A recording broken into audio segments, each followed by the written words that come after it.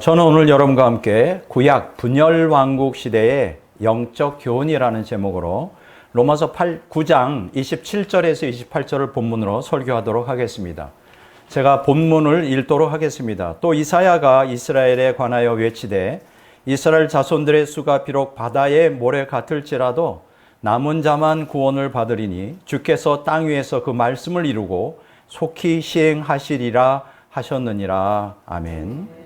자, 오늘 설교는 북이스라엘의 멸망, 그게 어디 기록되어 있죠? 열왕기하 17장 5절에서 23절, BC 722년에 멸망합니다. 자, 이렇게 북이스라엘의 멸망과 남유다의 멸망, 여기 이제 열왕기하 25장 1절에서 7절에 기록되어 있고 BC 586년에 멸망하죠. 그런데 이 북이스라엘의 멸망과 남유다가 멸망하게 된 이유가 있어요. 그게 뭘까요? 우리는 성경을 통하여 세 가지로 축약해서 정리할 수 있습니다. 그런데 여러분 보십시오. 이 북이스라엘과 남유다가 멸망하게 된 세 가지 이유가 오늘 현대 기독교인들에게 모욕론적으로 그대로 적용된다는 사실입니다. 그대로 적용돼요. 그게 뭘까요? 신약의 기독교인들을 멸망시킬 수 있는 세 가지 위험 요소. 궁금하시죠? 여기에 걸리면 다 지옥 가는 겁니다. 첫째가 뭐냐?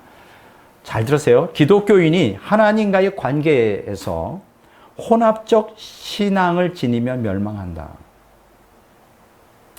하나님과의 관계에 있어서요. 혼합적 신앙. 그럼 여기서 혼합적 신앙이라는 게 뭘까? 쉽게 얘기하면 하나님과 우상을 함께 믿는 거예요. 이게 혼합적 신앙이죠. 하나님과 우상을 동시에 섬기는 걸 의미합니다. 자, 그러면 하나님과 우상을 동시에 섬기면 어떤 일이 발생할까요? 우리 오늘날 대다수 기독교인들이 이것의 이 엄중성을, 심각성을 잘 인식 못해요. 뭐 어때? 극단적으로는 종교다운주의자들은 뭡니까? 하나님도 섬기고 타종교의 신도 섬기겠다는 거예요. 지금 개신교인의 반수 이상이 그걸 추종하고 있고 로마 카톨릭은 거의 70~80%가 그걸 추종하고 있어요. 이 정신 나간 사람들이지. 그러면서도 하나님을 믿는 신앙이 가능하다고 그들은 생각하는데 절대 가능하지 않아요. 왜 그런지 알아요? 자, 이 문제에 대해서는 제가 이 주제만 가지고 한번 설교를 쭉 하도록 하겠습니다. 지금 이제 개요를 다루기 때문에 여러분들이 다 파악 안 하시겠지만 그냥 들으세요. 왜 하나님과 우상을 동시에 섬기는 게 잘못됐느냐? 왜 멸망하냐? 혼합적 신앙이 잘못됐냐? 그 이유는 이걸 이제 우리는 흔히 여호와 우상 숭배라 그래요. 여호와 우상 숭배. 다른 말로 말하면 옛사람의 욕구를 채우기 위해서 인간이 만들어 놓은 여호와로 일컬어지는 우상을 섬기는 거예요. 뭐 이걸 가지고 좀 한 시간 동안 설명이 바로 그거구나 하는데 이것만 가지고 붙들고 늘어질 시간이 없습니다. 왜냐하면 개요를 지금 다루기 때문에 열왕기하 17장 32절에서 33절 41절에 보면 이러한 혼합적 신앙의 아주 진면모를 이 내용에 기록되고 있습니다. 자, 첫째가 뭐라 그랬죠? 기독교인이 하나님과의 관계에서 혼합적 신앙을 지니면 어떻게 한다? 멸망한다. 오늘 대다수 기독교인들이 혼합적 신앙을 추구하고 있어요. 그러면서도 천국 갈 수 있다고 착각하는데 절대 천국 못 갑니다. 자, 두 번째, 기독교인이 세상과의 관계에서 세속적 풍속을 따르면 멸망한다. 기독교인이 이제 세상과의 관계, 조금 아까는 하나님과의 관계죠. 두 번째는 세상과의 관계에서 세속적 풍속을 따르면 멸망입니다. 여러분 성경에서는 이 문제에 대해서 구약도 신약도 끊임없이 경고하고 있어요. 세상을 사랑하지 말고 세상의 풍조를 따르지 말라. 왜 그럴까요? 하나님이 괜히 우리가 이 세상에서 잘 먹고 잘 사는 게 질투가 나서 절대 그렇지가 않아요. 여러분 세속적 풍속을 따르면 멸망하는데 이게 굉장히 심각한 문제인 게 뭐냐면 기독교인들도 이 세상에 몸담고 살고 있잖아요. 이 세상의 문화와 문명의 혜택을 누리면서 살고 있기 때문에 우리도 모르는 사이에 세속적 풍속을 따라가게 돼 있어요. 오늘 대다수 기독교인들이 세속적 풍속을 따릅니다. 이걸 이제 우리는 세교회에 세속화라 그래요. 오늘 기독교가 몰락하는 이유는 바로 교회에 세속화 있는데 그 이유는 세상적, 세속적 풍속을 기독교인이 따르는데 그것을 몰라요. 자, 이 문제에 대해서도 한번 제가 깊이 이걸 아주 디테일하게 왜 이게 심각한가? 왜 우리를 멸망시키는가? 한번 다루어보도록 하겠습니다. 이거 언제 다룰지는 잘 모르겠지만 오늘은 개요만 얘기입니다. 자, 그러면 오늘날 세상을 지배하는 세속적 풍조가 뭘까요? 이걸 포스트 모더니즘이라고 그러죠. 이 포스트 모더니즘은 세 개입니다. 물질, 권력, 세격, 머니, 파워, 섹스. 여기에 대한 갈망이, 자, 잘 들으세요. 인간 존재의 본질이기 때문에 악하지 않다고 가르칩니다. 아마 대다수 기독교인들도 그렇게 생각할 거래요. 뭐가 이게 문제야? 물질이 뭐니? 많이 있으면 좋지. 응? 그거로 선교도 하고, 하나님께 영광 돌릴 수 있잖아. 가난해가지고 말이야. 하나님께 영광이 안 된대, 가난하면. 이게 지금 대부분 그렇게 생각해요. 그렇죠? 우리도 거기에 물들어 있는 거예요. 파워, 권력. 지금 교회가 너무나 작으니까 많은 일 못 하잖아. 좀 교회가 좀 맘모스 처치, 메가 처치. 뭐 헌금도 많이 들어가고 수만 명 되면 막 세상에 강력한 영향 끼치잖아. 파워. 다 그렇게 생각하잖아요. 우리도 모르게 세속적 풍족을 따라가고 있는 거예요. 섹스. 아니 이게 뭐가 문제야, 뭐가. 부부 우리는 그 가족과는 어떤 부부 관계를 하는 게 아니야. 가족과 그러는 거 아니야. 뭐 이런 게 우리가 뭐 유행처럼 따르잖아요. 보이프렌드, 걸프렌드 어때? 다들 그렇게 사는데 뭐 기독교인이라고 별거 있어? 이런 거. 이게 우리도 모르게 우리 안에 들어와 있다고, 이게. 이런 갈망이 우리의 존재의 본질이 때문에 악하지 않다고 생각하는 거예요. 근데 이게 세상 사람들이라면 이해가 되는데 기독교인들도 그렇게 생각하고 있다는 거예요. 야고보서 4장 4절, 요한일서 2장 15절, 17절에 보면 세상을 살아가는 자는 하나님과 원수가 된다고 그랬어요. 이런 말들을 여러분 경운히 여기지 마시기 바랍니다. 이 문제에 대해서도 제가 한번 심도 있게 다뤄보도록 하겠습니다. 언젠가. 셋째, 기독교인이 인간과의 관계에서 불의한 생활을 하면 멸망한다. 인간과의 관계에서 뭐 이런 사람이 있어요. 신앙은 참 좋은데 뭐 윤리의식이 좀 부족해. 아이고 새벽 기도도 열심히 나오고 막 철야기도 하고 막 헌금도 잘하고 그 어떤 강남 집사가 있어서 근데 그 교인들을 갖다가 사기쳐가지고 150억이나 해먹었고 도망갔어. 충격이죠. 새벽 기도도 하고 신앙이 좋은데 어떻게 윤리의식의 그 모양일까? 과연 그런 사람이 구원받을 수 있을까? 여기서 불의한 생활이라는 것은 종교적 예식과 열심을 하나님의 신앙의 증표로 착각하는 거예요. 증표로 착각해. 그런데 문제는 뭐냐면 이웃에 대한 정의와 공의를 행하지 않아.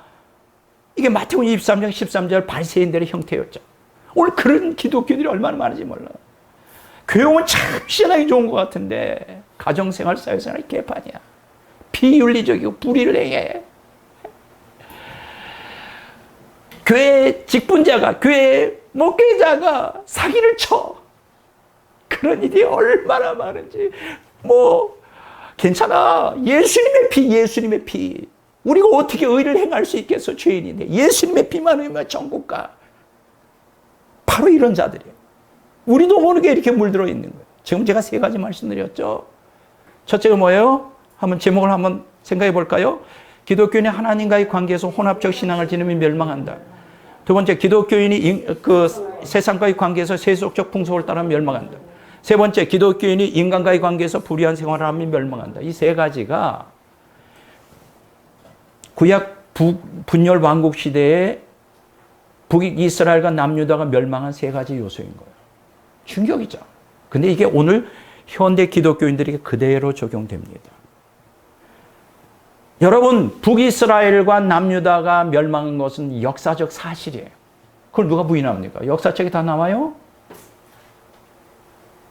이거는 그냥 허구에 꾸며낸 얘기가 아니에요. 우리를 겁주기 위하여 만들어낸 그 온포, 이번 노아의 홍수도 역사적 사실이잖아요. 그걸 통해 오늘 신약의 언약 백성인 기독교인들이 교훈을 받기를 원하는데 어떤 지금 이러한 잘못된 신앙이 있는지 아십니까? 구약과 신약을 갈라, 구원은. 구약은 율법에 의한 구원, 신약은 은혜에 의한 구원. 구약의 그 이스라엘 백성들, 유대교는 우리하고 아무 관계가 없어요. 이거는 사탄의 교리. 근데 그렇게들 다들 믿어. 그거는 그냥 율법. 우리는 은혜야. 어떤 죄를 져도 우리는 지옥 안 가. 예수 믿으니까. 사탄의 교리를 믿는 사람들이 얼마나 많은지. 오늘 이 말씀을 통하여 깨달으시길 바랍니다. 자, 이러한 서론 부분을 제가 말씀을 드리면서 오늘 설교 본문을 좀 한번 분석해 보겠습니다. 로마서 9장 27절, 28절이 오늘 본문으로 잡았는데 너무 이 구절을 읽을 때마다 내 마음은 미어지고 가슴 아프고 무너져요. 이게 내용이 뭐냐? 이 북이스라엘과 남유다에서 본문에 보면 소수의 경건한 언약 백성들만 구원받는다는 거예요. 그 얘기를 반대로 얘기하면 대다수의 언약 백성들은 다 멸망에 지옥 간다. 충격이죠. 아니 불신자가 지옥 가는 건 이해가 되는데 언약 백성, 뭐 구약에는 유대교인이고 신약에는 기독교인인데 그들이 대다수가 다 멸망에 지옥 간다는 거예요. 충격이야. 충격이에요. 신학자들은 이걸 뭐라고 말하느냐? 남은 자 사상이라고 해요. remnant, 남은 자, the remnant, 남은 자 사상이라고 해요. 남은 자만 구원받는다는 거예요. 한번 읽어볼까요? 로마서 9장 27절. 또 이사야가 이스라엘에 관하여 외치되 이스라엘 자손들의 수가 비록 바다의 모래 같을지라도 남은 자만 구원을 받으리니. 여러분 우리가 셀 수 없는 countless, 셀 수 없는 것들을 표현할 때 바다의 모래 같다 그래요. 여러분 재밌는 게 우주과학 원리에 보면 전 세계에 바다가 있잖아요. 거기에 수없이 많은 모래가 있잖아요. 그 숫자가 얼마나 많을까? 근데 이 우주에 쫙 깔려있는 별들의 숫자와 같대요. 와, 대단해. 전 세계의 백사장에 있는 바다의 모래와 우주 전체에 있는 별들의 숫자가 같다는 거예요.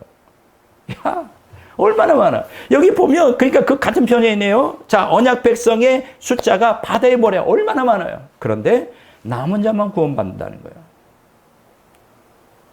자, 이 얘기를 하게 된 역사적 배경을 보면 로마서 9장 25절, 26절에서 이방인의 구원을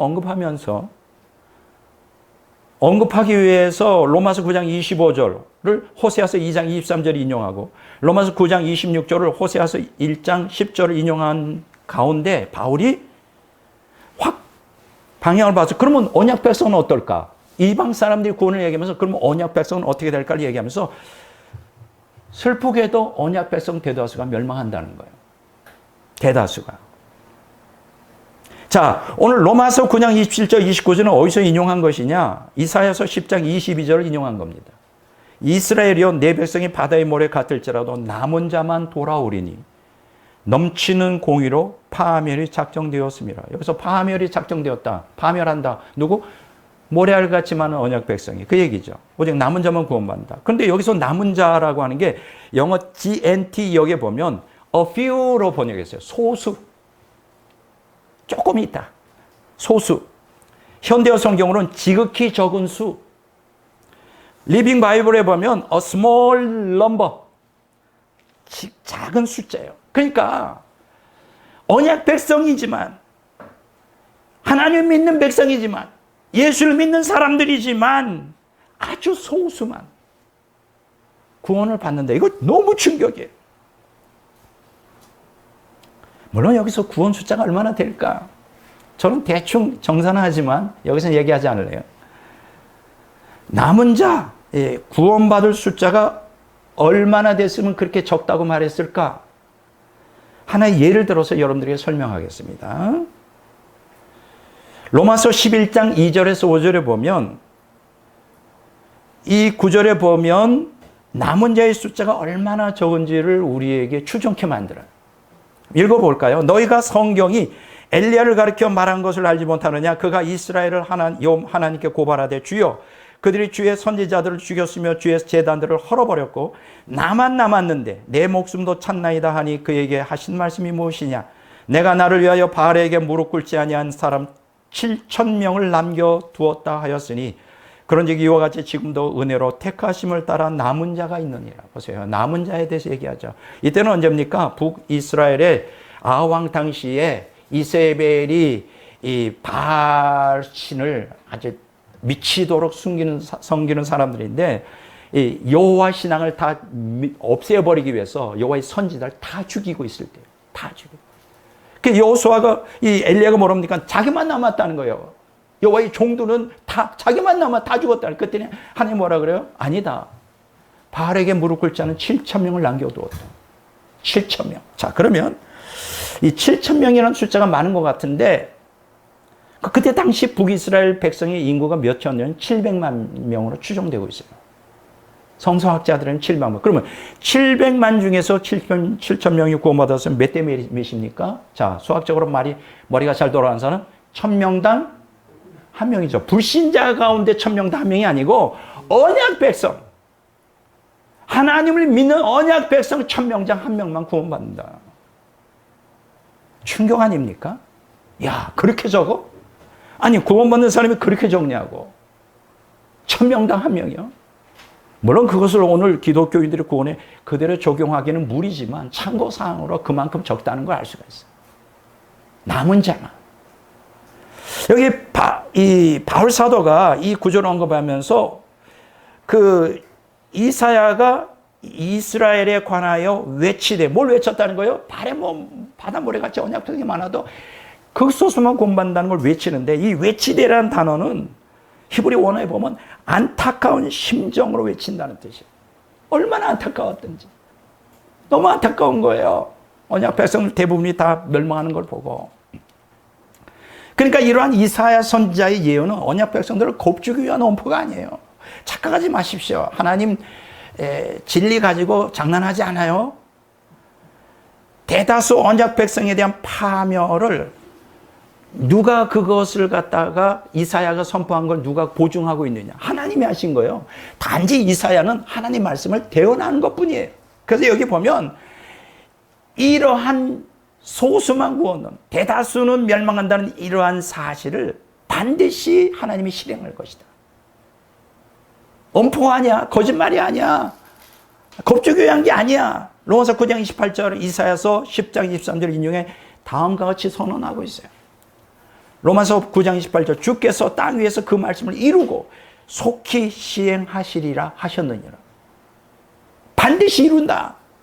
그리고 속히 그걸 실행하신다. 이사야서 10장 23절에서 인용했는데 다시 볼까요? 이미 작정된 파멸을 보세요. 주 만군의 여호와께서 온 세계 중에 끝까지 행하시리라. 여기서 온 세계는 전 세계를 얘기하는 게 아니라 이스라엘 백성들을 얘기해요. 끝까지 한다. 반드시 행한다. 그러니까 언약 백성의 소수만 구원받는다는 이 사실은 꾸며낸 얘기도 아니고 엄포용도 아니고 사실이라는 거예요. 하나님이 그렇게 하실 거예요. 그러면 여기서 한 가지 질문이 있습니다. 왜 대다수의 언약 백성들이 멸망할까? 왜 대다수의 기독교인들이 천국 못 가고 지옥 갈까? 세 가지 이유 때문에 그래요. 첫째가 뭡니까? 혼합적 신앙 때문에 그래요. 예, 첫째, 분열 왕국 시대의 혼합적 신앙을 한번 공부함으로 검토해 보므로 오늘 우리 신앙을 돌보기를 바랍니다. 우리가 과연 혼합적 신앙이 아닌 정말 오직 여호와 하나님만을 믿고 의지하는 아주 순수한 신앙인가? 자, 솔로몬 왕의 우상 숭배로 말미암아 이스라엘은 북이스라엘과 남유다 두 왕국으로 분리가 되죠. 열왕기상 11장 9절에 13절에 그렇게 기록되어 있어요. 자, 그런데 북이스라엘 초대왕 누굽니까? 솔로몬의 아들이죠. 여로보암은 르호봄이죠. 자, 근데 북이스라엘 초대왕 여로보암은 자기 백성들이 예루살렘에 있는 성전으로 매년 3차례씩 절기마다 하나님께 예배드리러 가면 그렇게 되면 남유다 초대왕인 르호보암에게 충성을 바칠 것이 염려가 되는 거예요. 그렇지 않겠어요? 당연히 인간으로. 하나님께서 뭐라고 얘기를 했느냐면 오직 성전에서만 예배를 드려라. 그것도 1년에 최소한도 3차례씩. 근데 남북으로 갈라졌단 말이에요. 그럼 하나님의 명령대로는 북이스라엘의 백성들도 남쪽으로 예배드리러 왔다 하면 자기에 대한 충성심이 멀어지지 않을까? 그걸 두려워했던 거예요, 왕을. 당연하죠. 당연히. 자, 출애굽기 23장 14절, 17절에 보면 1년에 3차례는 반드시 성전에서 하나님께 얼굴을 보여야 된다. 그리고 예배를 신명기 12장 11절, 13절에 14절에 보면 예배를 드리러 가야 된다는 성전에. 자, 이것이 이제 북이스라엘 여로보암 왕이 걱정한 거예요. 그래서 이 꾀를 쓴 거지. 어떻게 꾀를 썼느냐? 가지 않게 한 거예요. 어떻게 하냐? 왕국 남쪽에 베델이라고 하는 곳에 단을 쌓았어. 그리고 이 금송아지 우상을 하나 세우고, 북쪽에 북쪽이란 단이라는 곳에 또 금송아지 하나를 만들어서 이스라엘 백성들이 남쪽으로 갈 필요 없다. 간단하게 약식으로 베델과 단에서 금송아지에게 제사를 드리면 된다. 뭐 이렇게 이제 한 거예요. 이게 하나님 보시기에 악하게 본 거예요. 자, 열왕기상 12장 28절을 읽어보겠습니다. 이에 계획하고 두 금송아지를 만들고 무리에게 말하기를 너희가 다시는 예루살렘에 올라갈 것이 없도다. 이스라엘아, 이는 너희를 애굽 땅에서 인도하여 올린 너희의 신들이라. 어디서 많이 들어본 것 같지 않아요? 출애굽기 32장 4절에 보니까 모세가 시내 광산에 40일 동안 율법을 받으러 올라갔는데 이스라엘 백성들이 애굽에서 하던 식으로 금송아지를 만들어 가지고 그것을 여호와라고 선언하면서 거기서 제사하고 난리를 친 거예요. 똑같지 않아요? 금송아지를 향해 뭐라고 했어요? 이 금송아지가 너희를 애굽에서 인도해낸 너희 하나님이다라고 말하는 거예요. 이거 사기죠, 사기. 이게 사탄이 사기예요. 이게 무슨 얘기일까요? 그러면 여기서 우리가 기억하셔야 될 거는 송아지 형상을 보고 하나님이라고 말하지 않았다는 거예요. 그러면 튀어요, 튀어.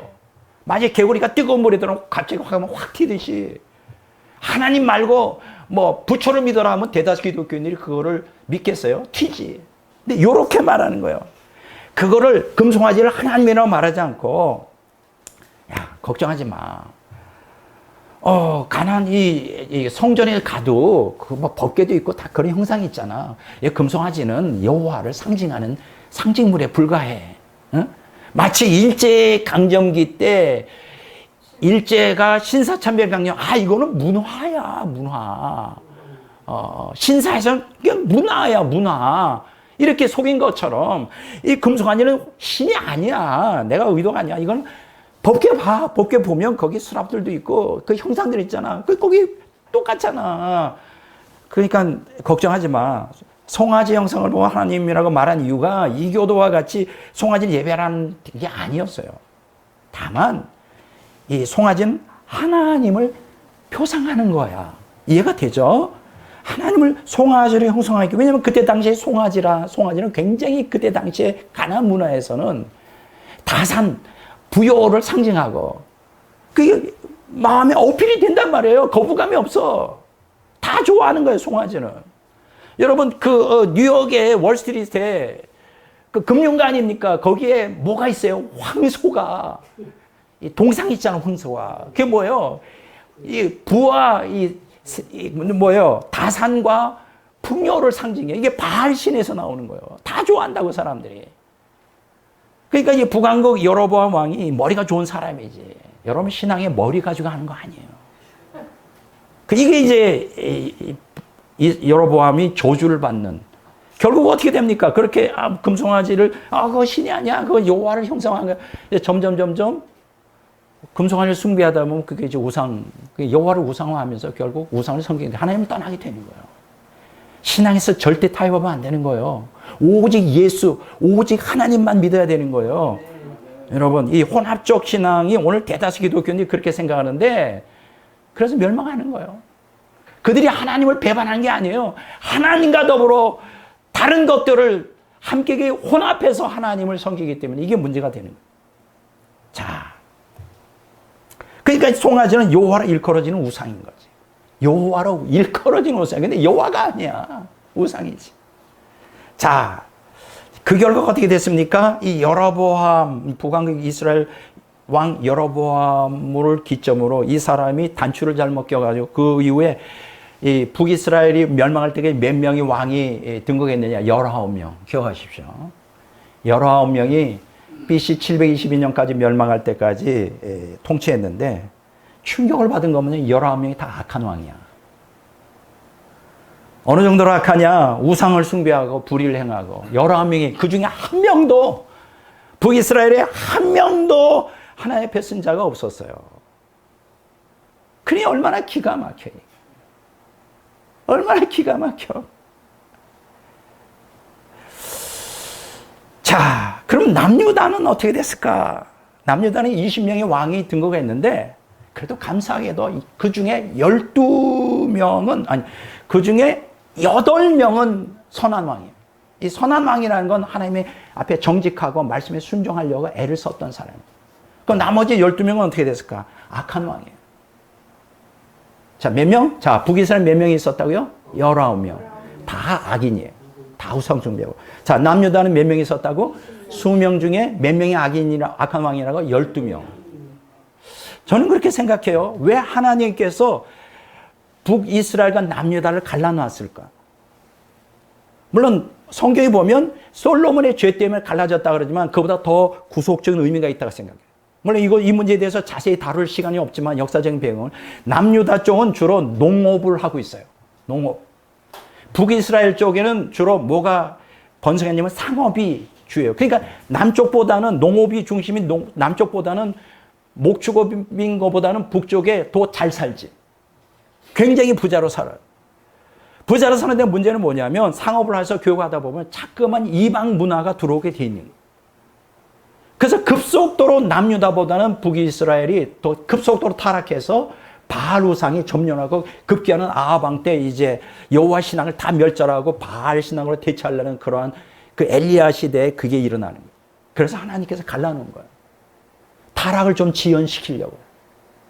이해가 되시죠? 그것도 하나님의 은총인 거예요.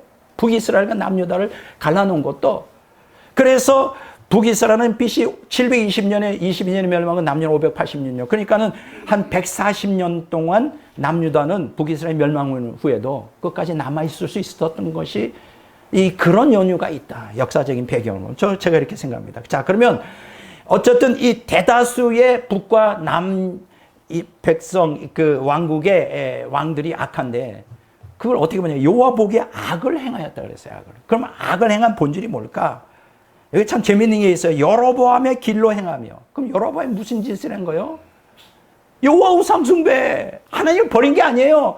혼합적 신앙을 추구한 거예요. 그 길을 다 행하며 그가 이스라엘에게 범하게 한 그 죄 중에 행하였기 때문에 결국 이 혼합적 신앙은 결국 바알 신앙으로 귀결되고 마는 거예요.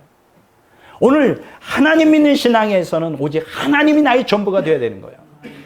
타협하는 순간 우리는 혼합적 신앙에 빠지게 되고 결국은 우상을 하나님으로 대신하는, 그래서 멸망할 수밖에 없는 무서운 죄에 빠지고 맙니다. 여러분들이 인생에 하나님이 전부여야 돼요. 그런데 오늘 보세요. 얼마나 혼합적 신앙이 많은지. 전부가 아니야. 하나님도 믿고 세상도 사랑하고 만몬신도 믿어야 돼. 만몬신도. 돈신도 믿고 싶어. 다 믿어, 다. 권력신도 믿고 싶고, 쾌락신도 믿고 싶고, 이게 혼합적 신앙이에요. 예. 자, 보세요. 그러면 안 되는 거예요. 자, 여호와 보시기에 악을 행하였는데 여로보암의 길을 행하여 그가 이스라엘에 범하게 한 그 죄 중에 행하게 했다. 이 말이 반복적으로 북이스라엘과 남유다에 반복적으로 나옵니다. 반복적으로. 몇 가지 예만 들어볼까요? 열왕기상 15장 30절, 34절, 16장 2절, 19절, 25절에 26절, 3절, 31절, 열왕기하 3장 3절, 10장 31절, 13장 2절, 6절, 11절, 14장 24절, 15장 18절, 24절, 28절. 이렇게 제가 이렇게 쭉 하니까 우리 김 목사님이 못 알아듣겠다는 거예요. 알아들으라고 제가 읊는 게 아니에요. 알아들으라고. 어느 세월에 이걸 천천히 얘기합니까? 다 적으세요. 자, 하나. 아직도 못 기록했어요? 좀 기다릴게요. 이거 어느 세월에 다 하냐고. 이거는 그냥 일반 듣는 설교자들에게는 의미가 없어요. 좀 더 깊이, 정말 백 목사가 그 말이 사실이야. 깊이 성경 원사를 몇 장 몇 절 하면 그걸 찾아보면, 그러면 그렇게 하고 싶으면 동영상 보면서 리와인드를 또 하라고. 5번이고 10번이고 제 발음이 대부분 정확하니까 찾아보세요. 찾아봐.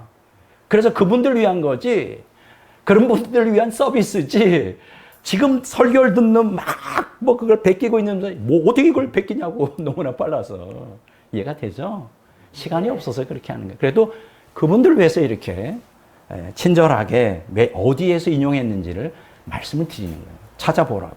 자, 자, 이렇게 이제 분열왕국의 혼합적 신앙을 얘기하는데, 자, 보세요. 사사 초기 때부터, 사사시대 초기 때부터 이스라엘은 여호와도 섬기고 바알도 숭배하는 혼합적 신앙을 가졌어요. 초기부터. 얼마나 이 가나안 정복 들어가서 곧바로 그냥 흡수돼 버린 거예요. 그 문화를. 사사기 2장 11절, 3장 7절, 6장 25절, 8장 33절, 10장 6절, 10절 보면 나와요. 얼마나 가슴 아픈 거예요. 그만큼 세상이 무서워. 오늘 우리가 이 험한 세상에 살면서 우리가 신앙을 지킨다는 게 그만큼 어렵다고. 신앙의 순수성을 지키는 게. 자꾸만 우리도 모르게 자꾸만 섞여, 혼합적 신앙으로. 섞여. 이걸 경계해야 돼요. 그런데 말이죠. 바알의 열렬한 숭배자인 이세벨.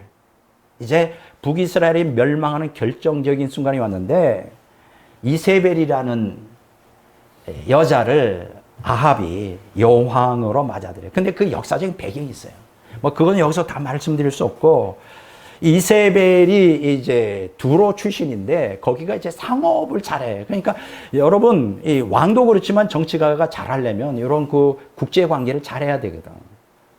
이세벨의 아버지가 또 이 두로 쪽에 근데 문제가 뭐냐면 이 상업에 뛰어난 귀재인데, 문제가 뭐냐면 바알 신을 그렇게 열렬히 믿는 그 주도하는 국가야.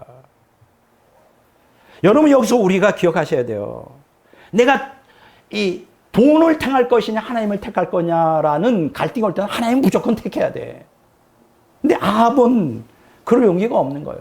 잘 먹고 잘 살기 위해서 정략 결혼을 한 거지. 그러니까 이세벨과 이 상업을 해서 부자가 되고 또 이렇게 군사적으로 보호를 받기 위해서. 어쨌든 이제 열렬한 바알의 숭배자인 이세벨이 아합과 결혼한 후에, 이게 열왕기상 16장 32절에 나오죠. 문제가 발생한 게 뭐냐면 여호와를 바알로 대체하려고 하는 거예요. 이 못된 이 이세벨 여왕이 하나님을 믿는 선자들 다 죽이려고 그러는 거예요. 그러니까 엘리야가 오죽했으면 다 죽고 선자 다 죽고 나만 남았다는 거예요. 얼마나 핍박이 많았으면. 근데 로마 황제 때 기독교는 박해하듯이 다 죽이려고. 자, 몰살하려고 했던 거예요. 열왕기상 18장 4절, 19장 10절 보면 나옵니다. 많은 분들이 이런 얘기를 해요. 이제 우리 구약성경, 신약성경 보면 능력의 종이 있잖아요. 그 중에 제일 매력 있는 게 누구예요? 엘리야지. 뭐 엘리사도 매력 있지만 사실 엘리야는 불의 종이잖아요. 막 기도해. 하나님, 엘리야처럼 불의 종 되게 해달라고. 아니, 불의 종의 삶이 뭔지도 모르고, 불의 종 되면 세계적으로 부경을 누리고 유명해질까봐. 여러분, 엘리야가 불의 종이 될 수밖에 없는 거는 너무나 절박했다고. 여호와 신앙이 대부분 다 이세벨 때문에 북이스라엘 왕들은 다 바알을 섬기고 바알 선지자들로 가득 찼어. 여호와 이 신앙, 이 여호와 신앙이 이제 완전히 100% 붕괴되는 상황에 그런 엘리야와 같은 사람이 안 나타나면 어떡하지 하는 거예요. 내가 질문 한번 해볼까요? 그러면 모든 구약의 선지자들이 엘리야처럼 불의 종이었어요? 이사야는 므낫세에게 토백혀 죽었고 예레미야는 40년 동안 회개를 외쳤지만 한 명도, 이럴 때 한 명이라고 하면 한 놈도 돌아오는 사람 없이 돌에 맞아 죽었어. 그러면 이사야와 예레미야가 엘리야보다 능력이 없어서 죽은 거예요? 능력으로 주의 종을 판단하면 안 돼. 주의 종을 뭐로 판단하느냐? 진리를 전하느냐 안 전하느냐에 그거로 판단해야 되는 거예요. 엘리야처럼, 그러면 엘리야처럼 한번 당해볼래? 왕에게, 이세벨에게 매일 죽지 않으려고 도망다니고 얼마나 오죽했으면 불의 종이 차라리 내 생명 걷어가 주세요. 나 이제 더 이상 살고 싶지 않아요. 얼마나 힘들었어요. 근데 그것도 모르고 엘리야처럼 불의 종이. 그러면 그런 야망을 갖고 있는 사람이 엘리야처럼 불의 종 되잖아. 어떻게 돼요? 곧바로 타락해 지옥 가요. 함부로 그런 기도하지 마세요. 그런 기도하지 말고 주여 진리를 끝까지 혼합적 신앙에 타협하지 않고 오직 하나님만 목숨을 걸고 지키는 믿음의 사람 되게 해주십시오. 이렇게 기도하라고. 알지도 못하면서. 또 이런 사람도 있어. 엘리사가 갑절의 영감을 달라니까 나도 갑절을 달라는 거야. 왜 갑절이 필요해? 엘리야 시대는 그게 아니면 여호와 신앙이 유지가 안 되니까 갑절이 되는 거예요. 이렇게 기도하세요. 차라리 주님 뜻대로 하소서. 엘리야처럼 쓰시든지 이사야처럼 돌에 켜 죽게 하시든지 예레미야처럼 돌에 맞아 죽기는 혹시 주님의 뜻대로 이렇게 하시란 말이야. 답답해가지고. 자, 보세요. 근데 이게 심각한 거예요. 자, 아방시대 이세벨이 그렇게 그런 못된 짓을 했는데 더 심각한 게 뭐냐. 이스라엘이 우상숭배하면 하나님이 가장 가증스러운 죄를 저지릅니다. 예레미야서 18장 21절, 20장 2절, 5절에도 경고가 나오는데 그게 뭐냐 하면 잘 들으세요. 얼마나 이게 무서운 죄인지 이방인의 종교적 전통을 본받아 우상에게 인신제사를 드리는 거예요. 그 가나안 우상숭배 예배에서 최고의 예배가 뭔지 알아요? 신을 즐겁게 할 수 있는 거예요. 자기 자식을 제물로 바치는 거예요. 끔찍하지, 끔찍해. 예. 특히 이 암몬 족속은 밀곰이라고 하는 신, 열왕기상 11장 5절, 33절, 열왕기하 23장 13절에 나오고요. 그걸 말감이라고 돼요. 뭐 밀감인지 꽃감인지 말감인지 난 잘 모르겠는데 이 말감이라고 해요. 스바냐서 1장 5절에. 이게 이제 몰렉으로 표현해요. 좀 복잡해. 밀곰, 말감, 몰렉 다 같은 뜻이에요. 근데 이 몰렉에게 특별히 인신제사를 드렸어요.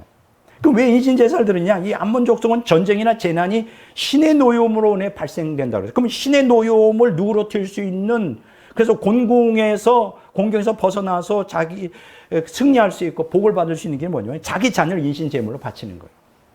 실제적으로 그런 일이 있었다니까. 왕이 자기 맏아들을 제물로 바쳐. 열왕기하 3장 27절을 보면. 자, 그런데 문제가 뭐냐? 기가 막혀. 당연히 그렇다고 쳐. 당연히 이방 사람들이 그렇게 사탄의 자식들이니까 그 자기 자식 인신제사 드리고 이 못된 일. 언약 백성이 그러면 안 되잖아요. 근데 이러한 잔악무도한 이교적 제의가 언약 백성들도 그대로 담아가는 거예요. 기가 막혀. 아방시대 열왕기하 17장 17절, 아하스 왕시대 열왕기하 16장 3절, 역대하 28장 3절, 므낫세도 열왕기하 21장 6절, 역대하 33장 6절에 똑같이 심지어는 이스라엘 백성들을 똑같이 자기 자녀를 갖다가 인신제사로 드리는 거예요. 이런 정신 나간 것들이. 열왕기하 23장 10절, 예레미야 32장 35절, 에스겔서 16장 20절에 21절, 23장 37절, 미가서 6장 7절에 기록이 되어 있어요. 이게 상상이나 가요? 여러분들이 나는 그렇게 안 할 거라고 생각해요. 우리도 모르게 그 이방 혼합적 신앙에 빠지면 결국 우상을 숭배하면서 우상의 전통을 따라 우리도 그렇게 할 수 있어요. 무서운 죄를 범할 수 있어요. 가치관 죄를 범할 수 있어요. 그래서 이 혼합적 신앙이 무서운 거예요. 자기 자식을 바친다고 인신제사로.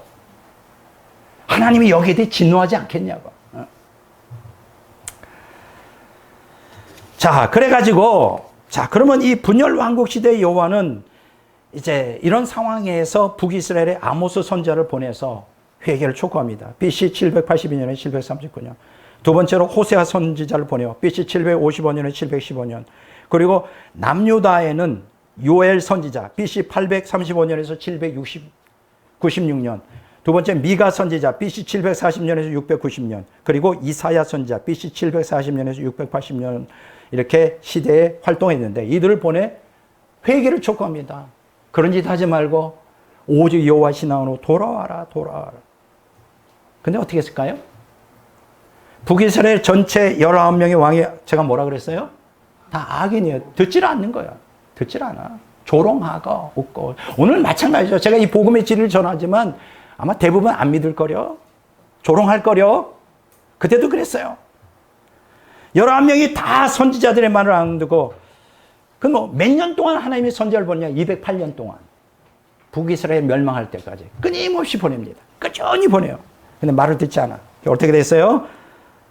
BC 722년에 아수르에 의해 처절하게 멸망당하고 맙니다.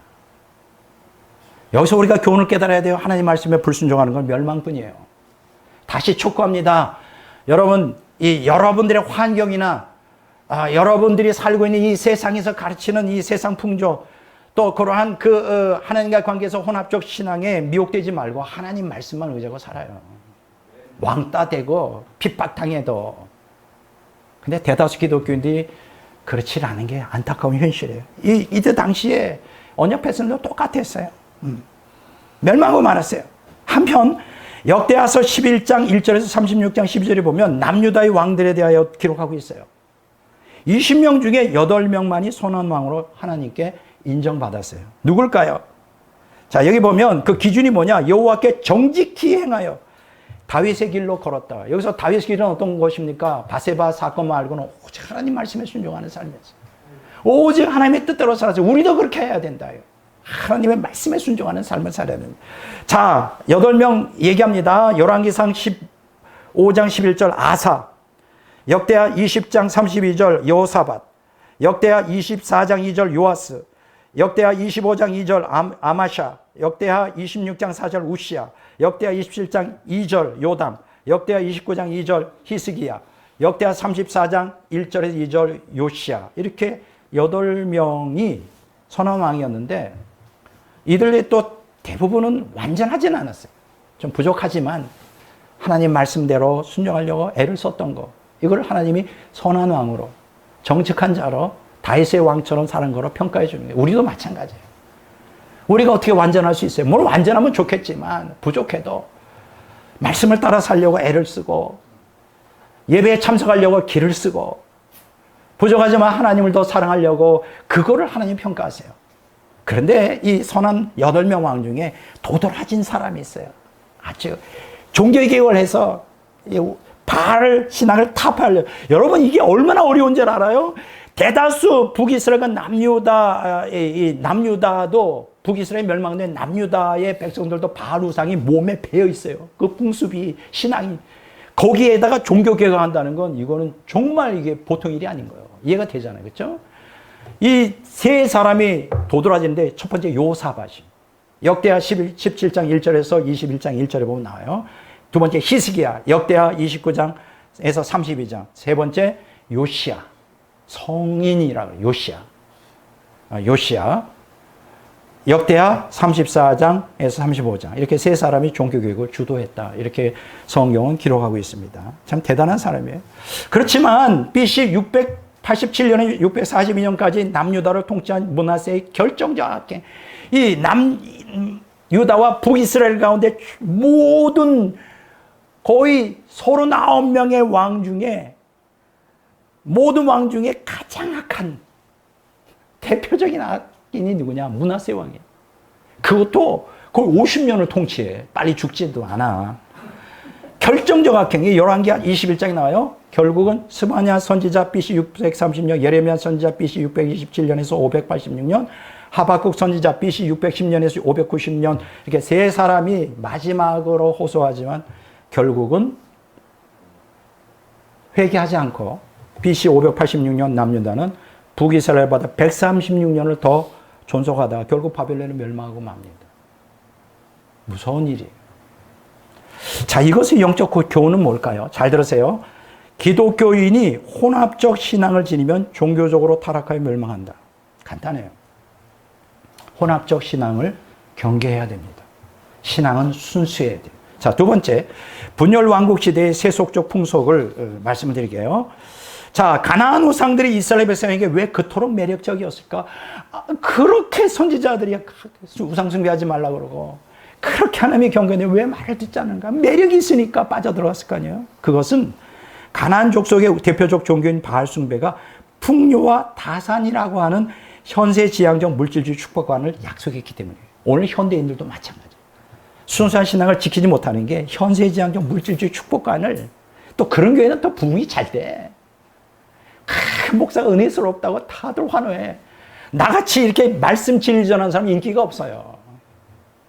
할 수 없지만 말이죠. 현세지향적 물질적 축복관을 양속했어요. 다시 말해 바알 종교는 인간의 유격적 갈망을 충족시키기 위한 삶의 풍요에 집중되어 있는 거예요. 오늘 기복주의 설교를 하는 사람들이 인기가 짱이듯이 신사도 운동도 짱이듯이 다 가짜예요. 자, 그러면 한번 자세히 한번 볼까요?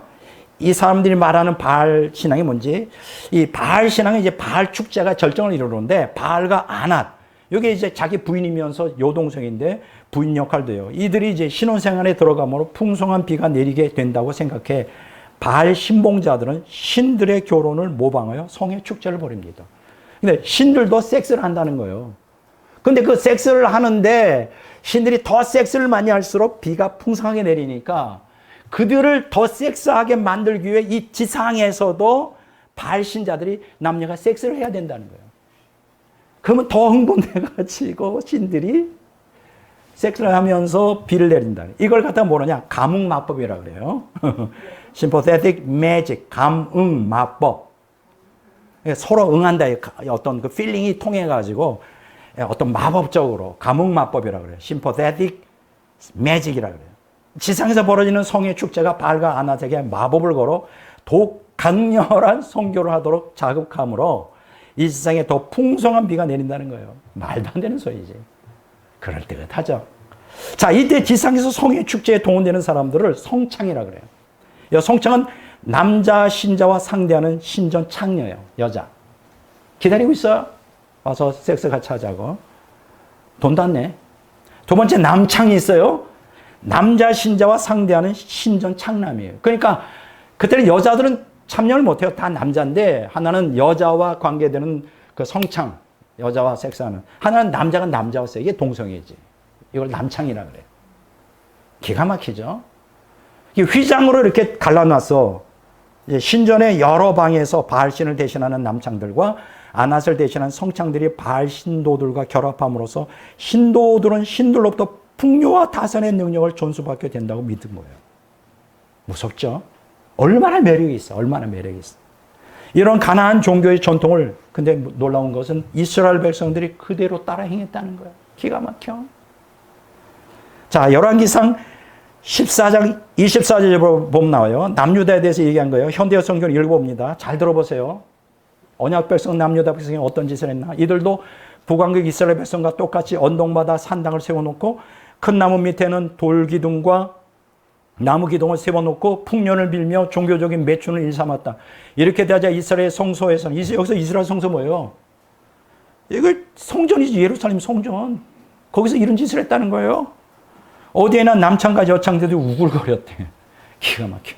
풍년을 기원한다는 가나안 원주민의 종교 습성에 따라 이스라엘 백성도 성소의 음행을 제물 바치는 것과 똑같이 여기며 모두 음행했대.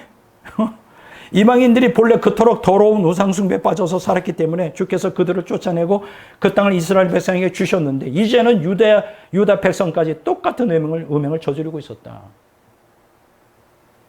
무서운 일이에요. 무서운 일. 오늘 교회가 세속화되면서 이런 똑같은 일은 아니지만 이런 것으로 표상되는 모형적 진리로서 이런 일들이 교회 안에서 자행되고 있는 거예요. 세속적 풍속을 따라가 교회 안에 깊이 들어와 있어요.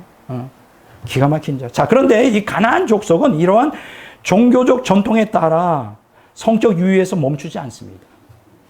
이것은 하나의 그 겉으로 드러나는 것이고 말로 표현할 수 없는 용납이 안 되는 이 변태적인 행위들을 가나안 족속들인데 뭔지 알아요? 그걸 하나님이 경고하죠. 너희들이 가나안 땅 들어가면 이방 족속들의 풍습이 이러이러한 것들인데 이런 것들을 경계하지 마 하면 너희들 다 망해. 뭘까요? 첫 번째, 예레미야서 18장 6절에 18절에 보면 근친상간.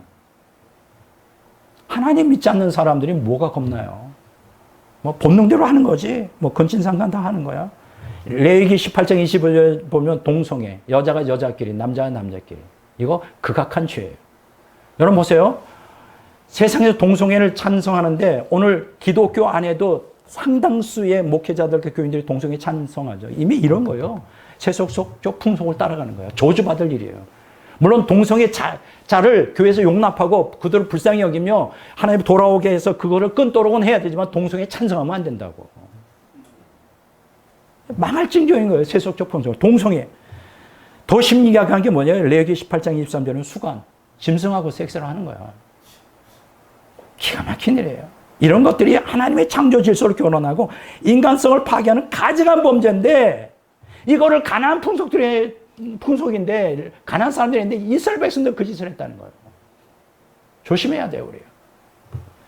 레위기 18장 1절에 30절은 언약 백성에게 이런 가나안 풍속을 따르지 말라고 엄중히 경고하고 있어요.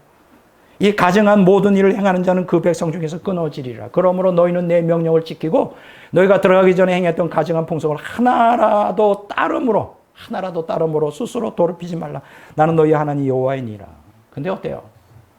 우리 그런 거 없잖아요. 그냥 세상 풍속 따라가고 있어요. 세상 사람들이 좋아하는 거 우리 다 좋아하고 있어요. 그러면 안 돼요. 그래서 난 잘 모르겠어요. 뭐 BTS 나는 잘 이해가 안 돼요. 이제 나이가 너무 많아서 그런지 이렇게 정서적인 노래는 좋아하지만 막 이렇게 막 뛰고 이 내용도 잘 이해가 못 해요. 근데 기독교인들 그런 거 좋아하면 안 돼요. 예수님보다 BTS를 더 좋아하면 안 된다. BTS 맞나요? 방탄소년단? 안 돼요, 안 돼요. 그 외에도 얼마나 많아요. 기독교인 그러면 안 된다고. 이것의 영적 교훈이 뭡니까? 기독교인이 세속적 풍속을 따르면 유격적으로 타락하여 멸망한다는 것이에요. 타락하여 멸망합니다. 지옥 갑니다. 세 번째, 끝이에요. 분열 왕국 시대의 불의한 생활. 자, 하나님은 북이스라엘과 남유다의 선지자들을 보내요. 언약 백성들에게 회개를 촉구합니다. 특히 아모스 선자, 호세아 선자, 미가 선자, 이사야 선자, 예레미야 선자의 메시지는 두 가지로 집약돼요. 뭘 선포했을까? 첫째, 우상숭배제를 회개하라. 우상숭배제를 회개하라. 북이스라엘과 남유다의 언약 백성들은 혼합적 신앙을 지녔기 때문에 우상숭배제를 심각하게 생각하지 않았어요. 뭐 어때? 하나님 믿잖아. 여호와를 믿잖아. 그래도. 근데 어떻게 여호와만 믿어? 이 세상 살면서. 부와 다산을 약속하는 바알도 좀 섞어서 믿는다고 뭐가 그렇게 문제야, 이런 거.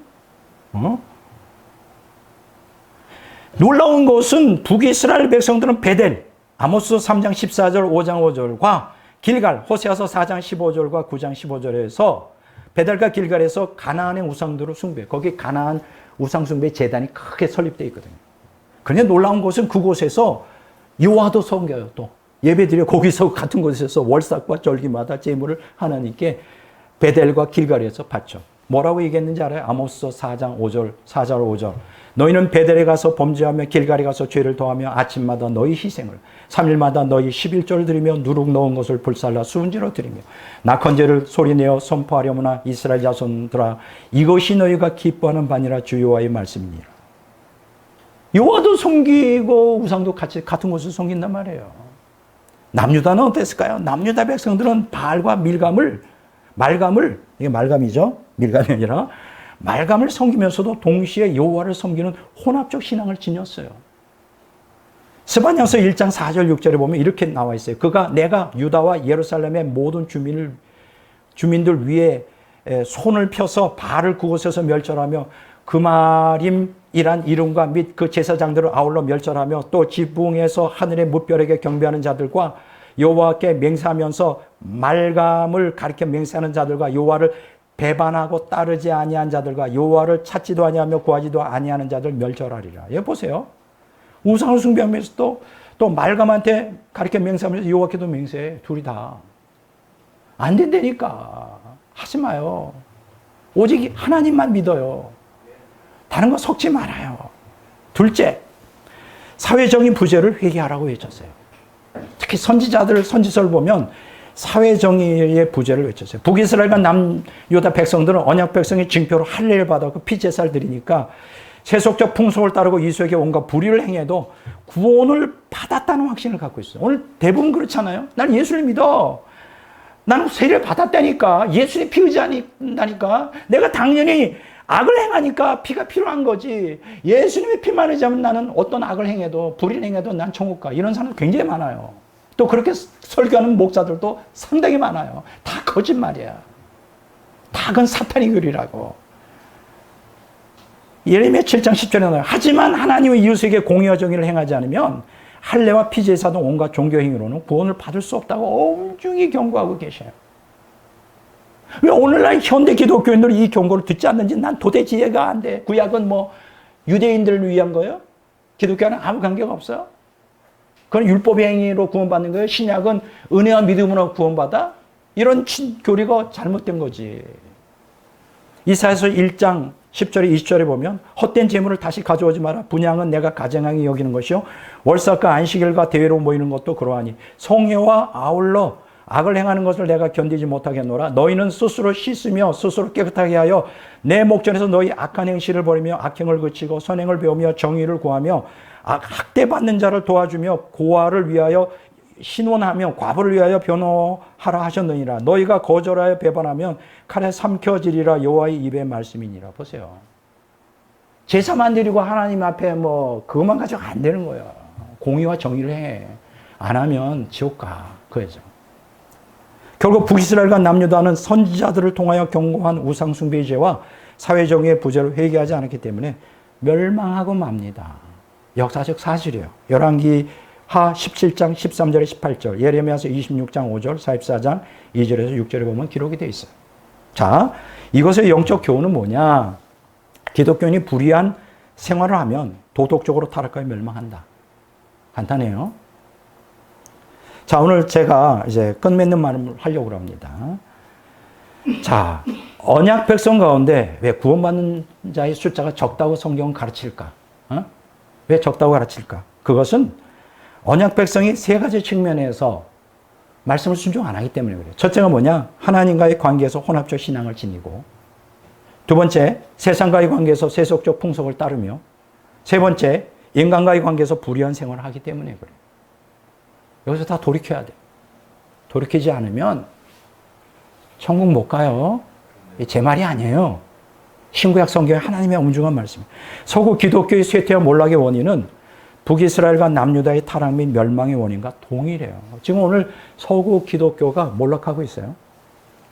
급속도로 몰락합니다. 이제 기독교를 찾아보기 어려워. 한국도 이제 그렇게 돼가지 않기를 바랍니다. 오늘날 서구 기독교가 몰락해가는 시대를 뭐라고 신학자들은 말하냐? 후기 기독교 시대라 그래요. 포스트 크리스천 에러라 그래요. 혹은 탈기독교 시대라 그래요. 기독교 시대가 이제 끝났다. 얼마나 비참하고 슬픈 일이에요. 자, 그렇지만 여러분, 이런 시대를 할지라도 하나님은 이런 시대에도 타협 없이 고난 가운데서 하나님 말씀에 순종하는 소수의 경건한 자들을 남겨두셨어요. 그게 바로 성경이 말하는 남은 자예요. 결코 성경의 진리는 무너지지 않고 결코 이 땅에 있는 기독교는 없어지지 않습니다. 비록 쇠퇴한다 할지라도. 다수는 다 세상을 따라 세속적 혼합적 신앙과 세속적 풍속과 불의한 생활을 하다가 멸망한다 할지라도 기독교인들이, 소수는 남은 자가 되어 끝까지 신앙 지키다가 천국 갈 것입니다. 저는 이 설교를 듣는 분들이 하나님께 남은 자로 인정받기를 주의 이름으로 축원합니다. 꼭 그렇게 되시기를 바랍니다.